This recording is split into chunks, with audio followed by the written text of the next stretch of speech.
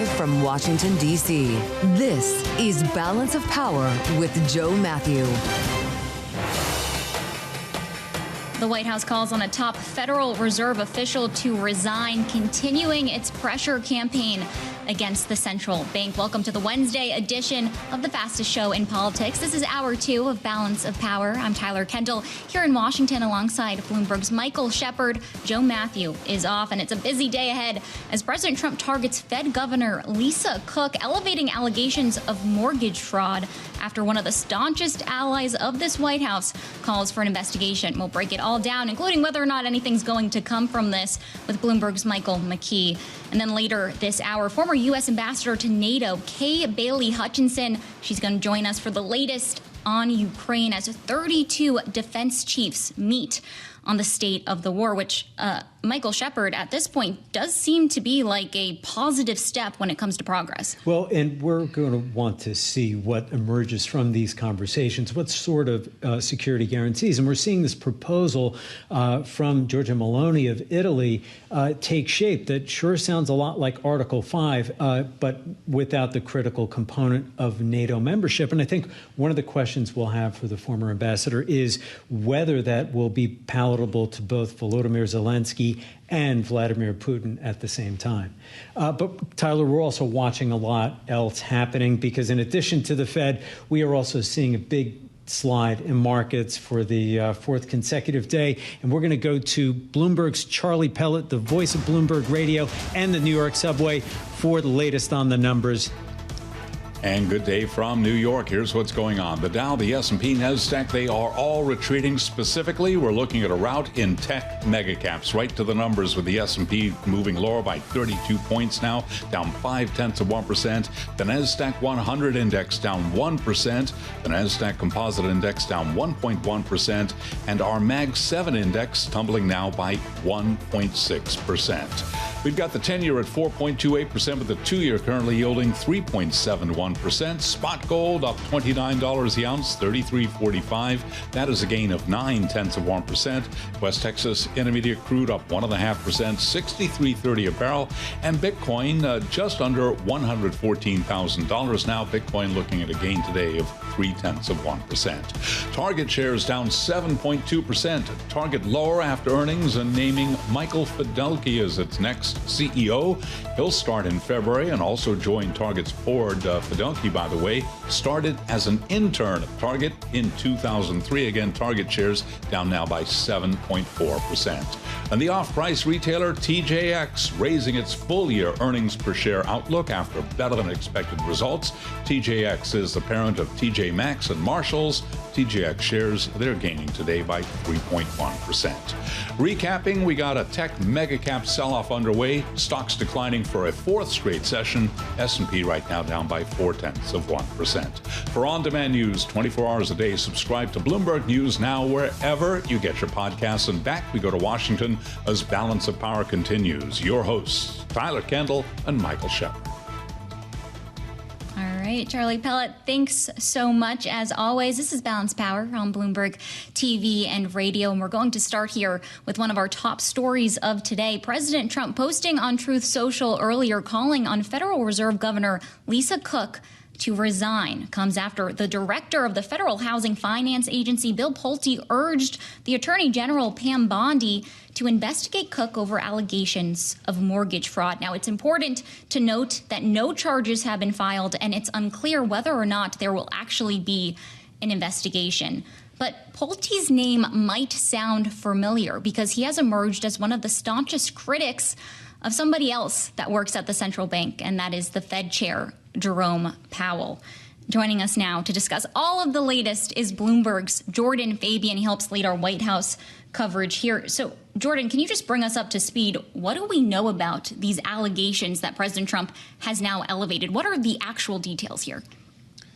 Apparently, Lisa Cook is alleged to have put in mortgage applications for residences in Michigan and Georgia, stating that both would be her primary residence, and she had to attest that one or the other would be. And so the accusation is that she got maybe favorable terms on mortgage, based on the terms in the mortgage that this would be a primary residence. And there was some documentation that the Georgia residence was being leased out. And so Bill Pulte is alleging that she had false pretenses in trying to obtain those mortgages. Lisa Cook hasn't responded. We don't really know the extent of or what other kind of like culpability or sort of other information there might be with regard to those purchases. And of course, it's important to note that we have not yet heard from the Fed or from Lisa Cook herself to give their version of the story.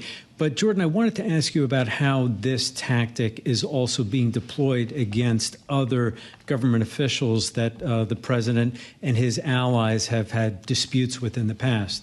Yeah, of course. This is an administration that is using the levers of federal power as retribution against its political enemies like no other administration since Richard Nixon's. And so you see California Senator Adam Schiff, someone who led impeachment efforts against Donald Trump in the first term, and also New York Attorney General Letitia James, who, of course, prosecuted Donald Trump for business irregularities, get similar inquiries into their mortgages and these allegations. So it's unusual for the Federal Housing Finance Agency director to kind of play a role in digging up dirt on the president's political opponents. Well, let's broaden this out to the administration's criticism and pressure when it comes to the Federal Reserve, because this really is just the latest move that we've seen from President Trump when it comes to pressuring an FOMC member. So how does this play into the bigger picture here, particularly as we're all waiting for Friday when the Fed chair is going to take the stage at Jackson Hole? Yeah, I think critics of this move would say that the administration isn't really concerned with Lisa Cook's mortgage history, that they're more concerned with getting leverage against her to try and force her out of her position. If she did follow through and resign, that would give the president another opening to appoint a Fed governor that is friendlier to his call to lower interest rates. Of course, he's hammered Jerome Powell on this topic all year, and the balance of the board would be a majority Republican if she were to resign and he were to get someone else on the board. Important to note that her term runs through 2038, so this is someone who could sit on the board for a long time should she step down. Jordan, would this increase the odds that Jay Powell stays on the board as a member? Remember, his term as a Federal Reserve governor goes well past his end date as Fed chair. Would this increase the odds that he stays?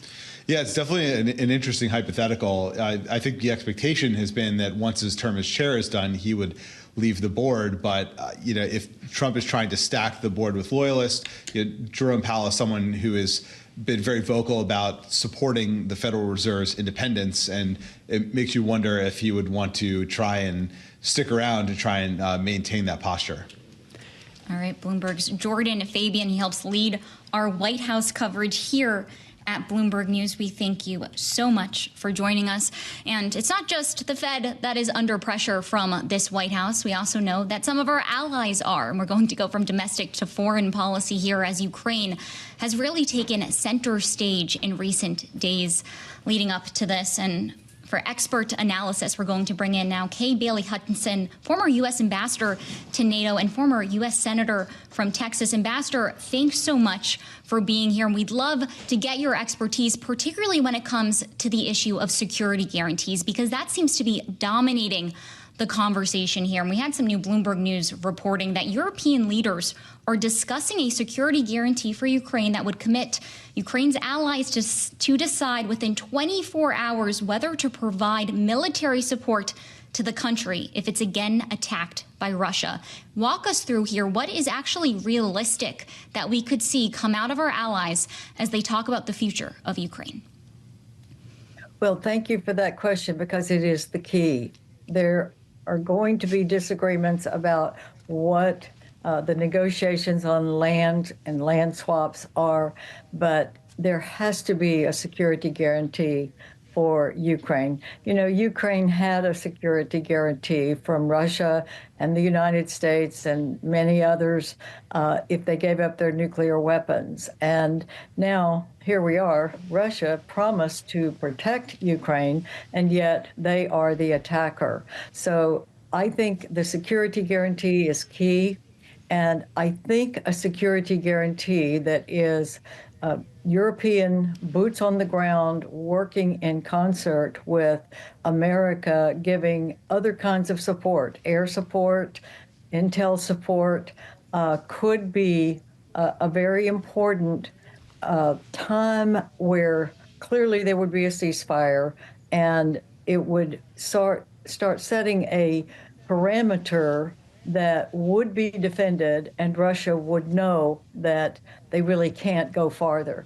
Because if you would let me have a minute, there was an almost alarming report that Lavrov from Russia did a radio interview saying that they were going to continue this fight. They were not going to have a long-term peace, that Ukraine is Russia's, and was very clear, even saying that they were going to do more to absorb Belarus, and even doing attacks within the Baltics, which are NATO allies. So I think this is a very serious part of the negotiation, and it is essential.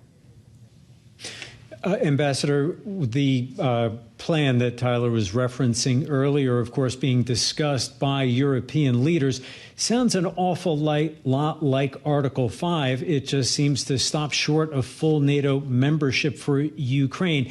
How do security guarantees that Ukraine would find acceptable also be palatable to Russian President Vladimir Putin, who has looked on NATO as what he calls a trigger for this war? You know, I think it's time for us not to do everything that Putin is demanding. And I think it is time to say there is a red line here and you can't cross it. And there are a couple of points that are very important for Ukraine, but the main one is this security that there wouldn't be another incursion.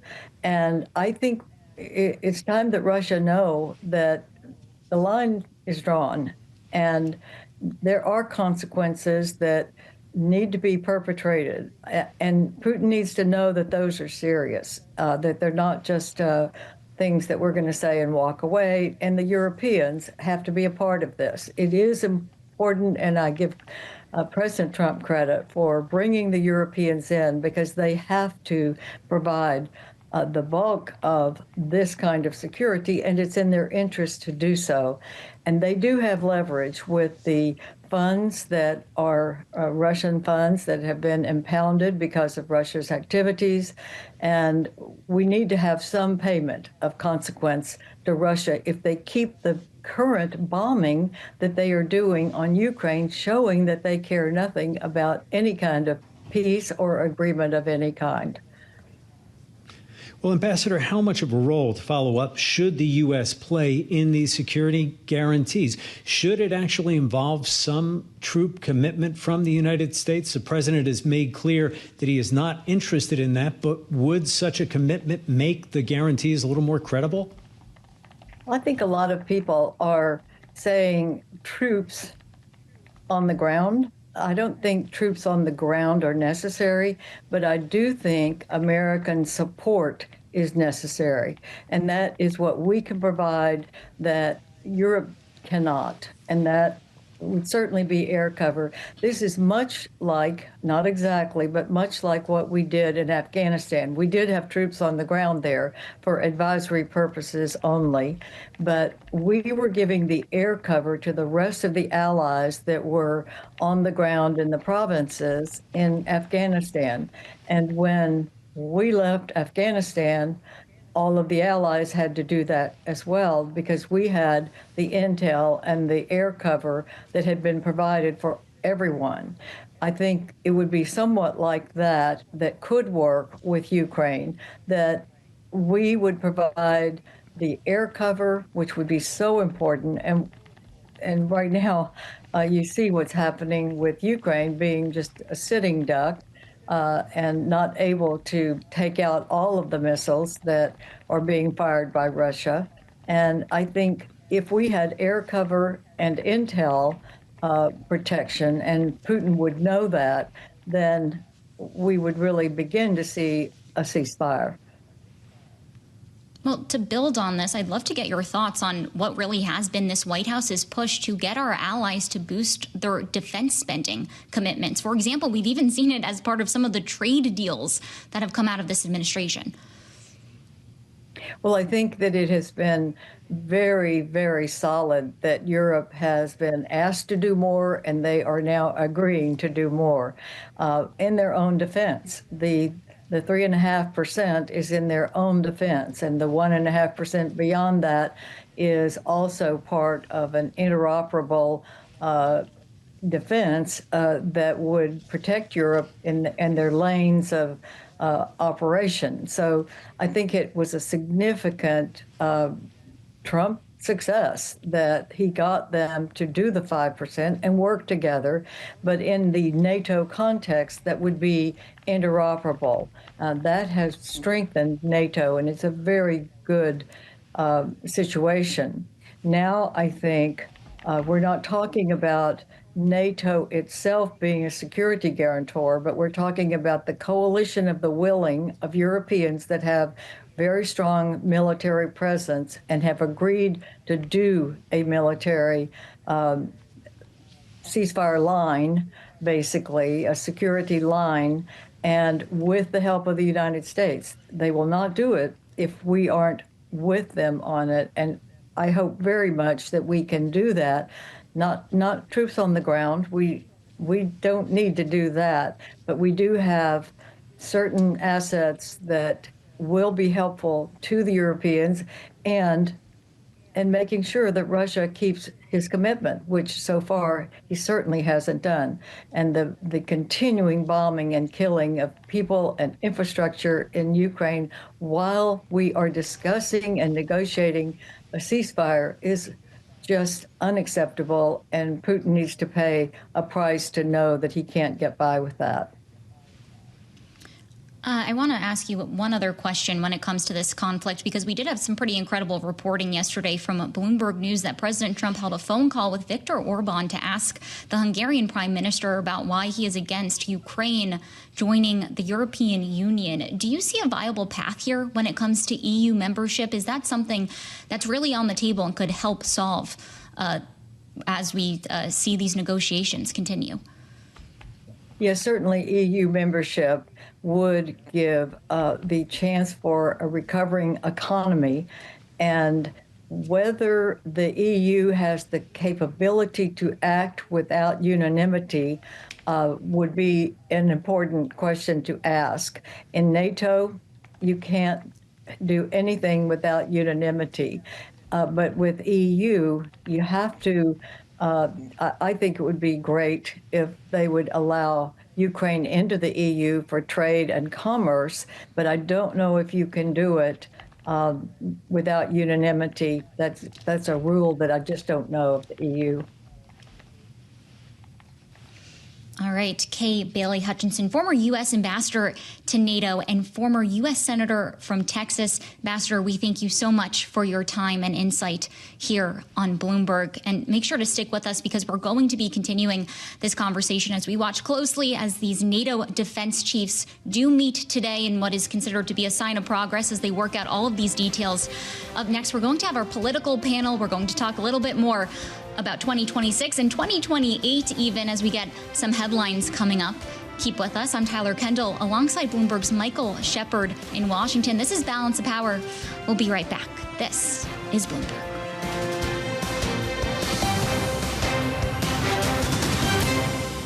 We are tracking an important story today that could have some big impacts on the 2026 midterms. California Republicans say that they will launch a court battle against Democratic Governor Gavin Newsom's plans for redistricting. And if that sounds familiar, that's because this week we've been tracking another redistricting battle, one playing out in Texas, where Republicans are trying to gain seats to their advantage. But it's taken a turn in recent days, with Democrats protesting a push by the Republican-held state legislature to keep those legislators there so that they don't leave the state as they try to make some changes to these congressional maps. And yesterday, we heard from some of the Democrats there who are protesting those Republicans' plans. We knew what was ahead of us. What we didn't know is that we were going to be arrested en masse when he directed the sergeant at arms to lock the chambers and not let us exit.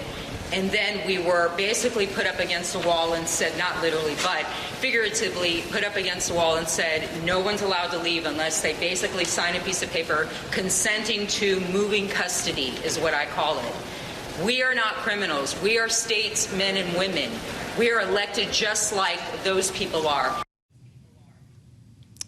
That was Penny Morales-Shaw, Texas State Representative, yesterday outside of the Texas State Capitol. And for more, we're going to bring in our political panel for their analysis here. Today, we're joined by Sarah Chamberlain, Republican Main Street Partnership President, and Matt Bennett, Executive Vice President at Third Way and a Democratic strategist. Matt, let me start with you. Just how politically charged of an issue is redistricting going to be as we head into 2026? And we're already seeing this result in protests, members in Texas sleeping in the state chamber. What's happening here? It's going to be an enormously politically charged issue. It already is. And let's be clear about why this is happening. There's only one reason, and that is because the Trump White House was worried about losing control of the House. And so they are trying to change the rules in the middle of the game. They are trying to do a mid-decade redistricting, which is not supposed to happen. It's not illegal, but it is very, very uncommon. And they started in Texas, where they knew that they could gerrymander the districts so that they could get advantage in 5 more House races by packing them with Republicans. Democrats there have no way of slowing that down without denying them a quorum, so they left the state, but they eventually had to come back. California is responding to that with, moves of its own to try to change their maps only temporarily to respond to this action on the part of the Trump administration. And it's not confined, by the way, to Texas. They're trying to do it in Indiana and other places as well, Florida. So, look, this is very, very nasty hardball politics being played by the Trump administration. You're seeing a response from Democrats in California and New York and elsewhere. No one knows how these legal battles will play out. In California, the voters will have to decide in November whether they're up for this or not. But either way, it's an extraordinarily nasty way to start the 2026 midterm cycle. Sarah, is there a risk that this high-profile fight in Texas turns into a Pyrrhic victory of sorts for Republicans? In other words, they win the redistricting fight in the legislature, but end up alienating voters in Texas in the process. There's certainly a risk of that. But to be honest, before this all got started, there was a lot of polling that was done. Would people support this? And in Texas, it came back that, yes, they would support moving forward with the governor doing this in these quote unquote gerrymandered districts. So they knew what they were doing in Texas. Obviously, the California and there's as many Democratic states are looking to gerrymander as there are Republicans. We are in hardball politics. I don't think anybody's really surprised to see this. This is the new political game. And it's not just the Republicans, it's also the Democrats that are playing this game. Politics has changed. This is a new time, and I think you're going to see this for the next few years, this hardball. Well, Matt, I want to stick here on California because we were talking about this in the first hour of Balance of Power, that Politico had some exclusive polling out today that shows that the Democratic governor is the top 2028 presidential contender among Democratic-leaning voters in his home state. That's according to the latest Politico Citron Center Possibility Lab survey that came out today. He even leads former Vice President Kamala Harris, who we know is mulling perhaps a bid, his longtime ally and sometimes rival, 25 to 19%. Matt, as we are watching the next election already shape up, all this speculation, is this somebody that you think could lead the Democratic Party come 2028? I don't know. And I think if you talk to anybody in either party who tells you with confidence who would be their strongest standard bearer going into 2028, view that with great skepticism, because what we've seen over and over in presidential politics is that even people who are really, really good as governors, really effective political leaders running for statewide office, often are very, very bad as presidential candidates. And conversely, the people you didn't really expect to emerge, and I think Trump certainly was one. Nobody expected him to do what he did in 2016. Bill Clinton is another, came out of that kind of nowhere to dominate their parties. And so it's way too early to know whether Newsom or another governor or someone else is going to be the strongest candidate in our race. And it's too early to know who's going to lead the Republicans after Trump. This is good for Gavin Newsom, the work that he's doing right now in this moment, but we are a really long way away from choosing a nominee, and this will be basically ancient history by the time we get there.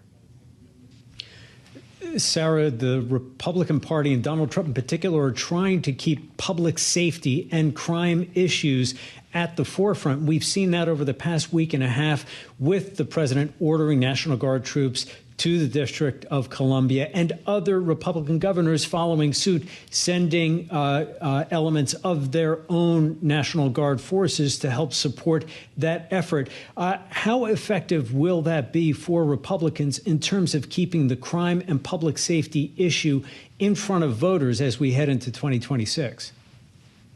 So obviously crime is a massive issue.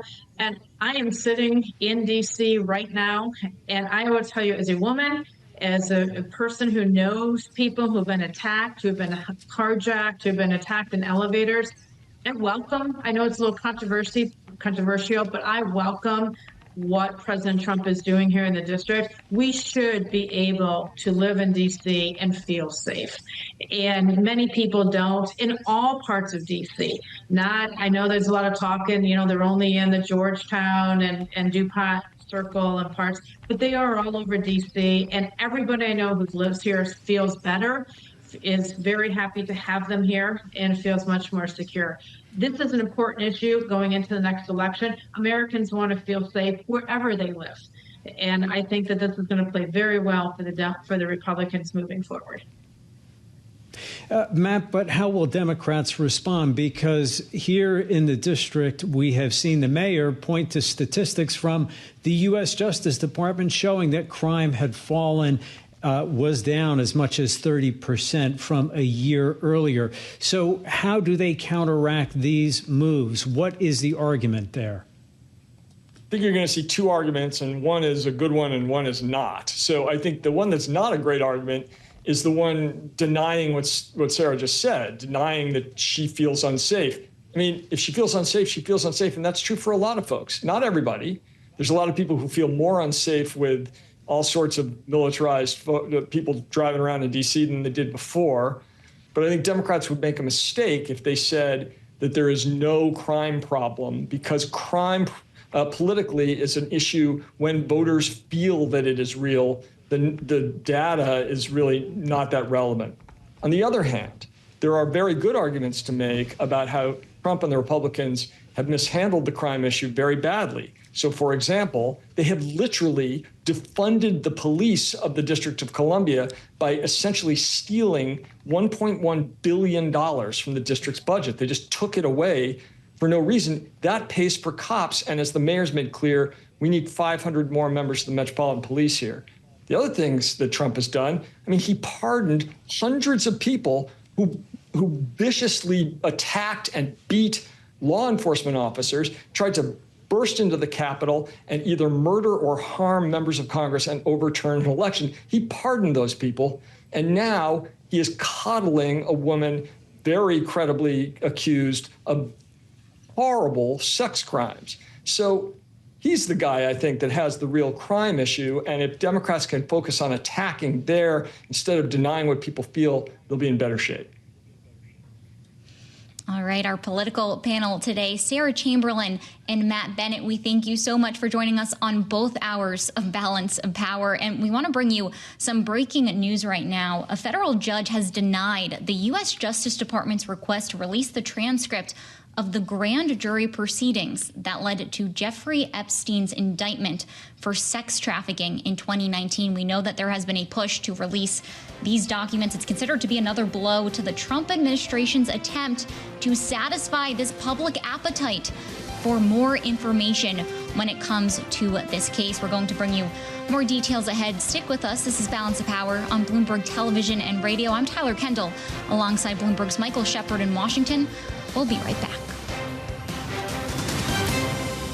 We are tracking one of our top stories today, which is the increasing pressure on the central bank as President Trump calls on Federal Reserve Governor Lisa Cook to resign. It's over allegations of mortgage fraud by one of the staunchest allies of this White House. That's the FHFA Director Bill Pulte. He's calling for an investigation into a pair of mortgages that Cook signed, and there's still some big questions here, but to be sure, no charges have been filed, and it's not clear yet if an investigation will actually be launched. The Justice Department declined to comment. The Federal Reserve has declined to comment, and Cook did not respond to requests for comments late Tuesday. We are waiting for an update. And as we wait for that update, we're going to get the latest from our very own Bloomberg's Michael McKee. He's the international economics and policy correspondent for us. He joins us now from Jackson Hole, Wyoming, where the Kansas City Fed is holding its annual economic policy symposium. If you're joining us on radio, he is flanked by the beautiful Teton Mountain Ridge. Mike, it's good to see you. Can you just give us what we know so far about these allegations against Fed Governor Cook that President Trump has now elevated? Well, Bloomberg News has seen two mortgage documents, one that shows she bought a house in Ann Arbor, Michigan, when she was at the University of Michigan in 2021. And as part of that, she signed a document saying this would be my permanent residence. Then she bought another a couple of months later in the same year down in Georgia, and also signed a document that said this would be my permanent residence. A short time after that, apparently the Georgia house went on the rental market through Airbnb. So it appears that there may have been a conflict in her statements between the two. We don't know what the legal situation is with that, but the administration is charging, or at least Bill Pulte is charging, that it's fraud. We don't know that there is any crime committed, and of course nothing has been charged other than Mr. Pulte's comments in a tweet, and then President Trump demanding in another tweet that she resign. Mike, this discussion of Lisa Cook today is certainly overshadowing everything that's about to unfold later this week in Jackson Hole. And it's also overshadowing what's going to be coming in the next hour. And those are the minutes from the last Federal Reserve Policy Making Committee meeting. What are we looking for in those minutes? Any clues that we should be watching, and any board members whose comments we should pay closest attention to? Well, remember, we did have some indications in the July release of the June CPI that tariffs were making their way into some categories and boosting inflation a little bit. So the question we'll look for in the minutes is how worried were members by that? Did it upset them? Did it give them more confidence that they should hold off at the July meeting because inflation was going to rise? Or were they just looking at this as preliminary indications that something is going to happen? And of course, it came before we got that bad July jobs numbers. So we'll look at what they say about the employment mandate side, but it isn't going to be as up to date. And of course, we've got more data to come, and Jay Powell speaking on Friday. So these minutes probably won't carry the same impact with the markets, but they may provide a little bit of information. Mike McKee, thank you so much for all your reporting and work, and we'll be looking forward to speaking with you more from Jackson Hole later this week. We're turning now to our next guest, and that is Kitty Richards, who's a senior fellow at the Groundwork Collaborative and a former Biden administration official at the U.S. Treasury. Kitty, thank you so much for joining us today. We have to start with Lisa Cook. It really is the news of the day. And this is just the latest chapter in really a long saga of President Donald Trump's pressure on the central bank, really undermining its independence. What are the long-term economic consequences of that? How does it play out in the economy and then in markets, too? You know, that's a great question. And honestly, it's something that we have not had to deal with in the past. I think some of these moves are really unprecedented. But one thing that we do know is that a big part of how the Fed has its power to manage the macroeconomy is through trust in the Fed from investors and from other market participants. And undermining that trust, I think, might have the opposite effect that Donald Trump is looking for. It can really create chaos, worries about investing, and if the Fed starts to be seen as an organization that is going to do the Trump administration's bidding, we could see inflation expectations rise and other things that are going to cause trouble for the economy. Well, part of this conversation, as we were just outlining with Michael McKee, is that we've seen these allegations really be led by Bill Pulte, the head of the Federal Housing Finance Agency. He's come out with some pretty staunch criticism, including when it comes to the housing market and the Federal Reserve. I actually had the chance to speak with him on Balance of Power last month and asked him about his views on the housing market, and here's what he had to say. I would say, however, that Jerome Powell is causing great devastation, in my view, to the housing market. Home builders in this country are not wanting to build inventory because in many ways they don't feel like they can move it after this inflation that's occurred for years now, for the last 4 years. And so we got a lot of work to do in the home building market, in the housing market after these last 4 years. And Jerome Powell, unfortunately, has made himself front and center as the obstacle in front of it. So I'd love to get your response to this argument from the administration, because I know that you've argued that the Fed should have normalized interest rates last year, but how are we also seeing perhaps the administration's policies fold into this? What's your response to Bill Pulte's claim there? It's interesting that he focused on the effect of inflation over the last several years and asset price inflation rather than, as you said, I've had concerns for some time about the direct effects of high interest rates on the housing supply, the ability to build more housing, and also on people's ability to afford housing, right? Interest rates are more than just a macroeconomic tool. They're what you pay on your mortgage. But I do think that they're really not paying attention to some of the direct effects of things like the tariff policies on the cost of building homes, immigration policy on the cost of building homes.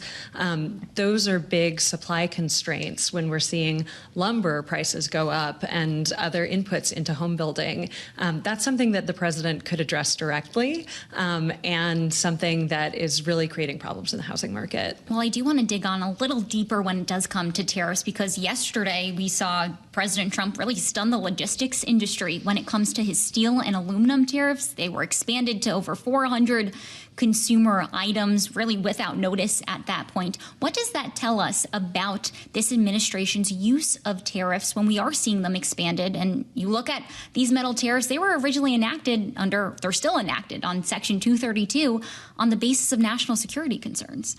I think it's pretty difficult to come up with a reason that there is a national security concern that would cause this kind of chaotic management of tariffs.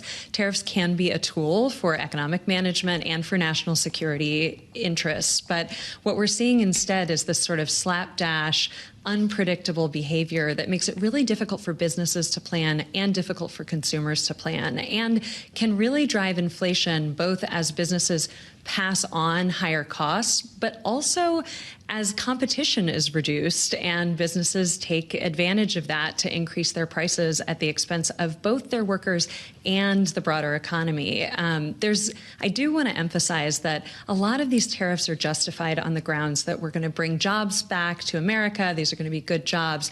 There is no law of nature that says that increasing the price of imports redounds to the benefit of workers. You need strong unions, you need pro-labor policies, and that is the opposite of what we've seen from the Trump administration. So I think what we're going to see from this is more chaos, more higher prices, and a lot of investors scratching their heads. Kitty, I wanted to dig further into the consequences you just alluded to. What have we seen so far in terms of those sorts of price increases, on the shelves of the stores and, at car dealerships and elsewhere? And what more is to come? How much have businesses been able to absorb and hold back from consumers? And how long can they keep that up? It's been a real mix. As you mentioned earlier, we've already started to see consumer prices across the board creeping up. And last week, we got a pretty big jump in the producer price index.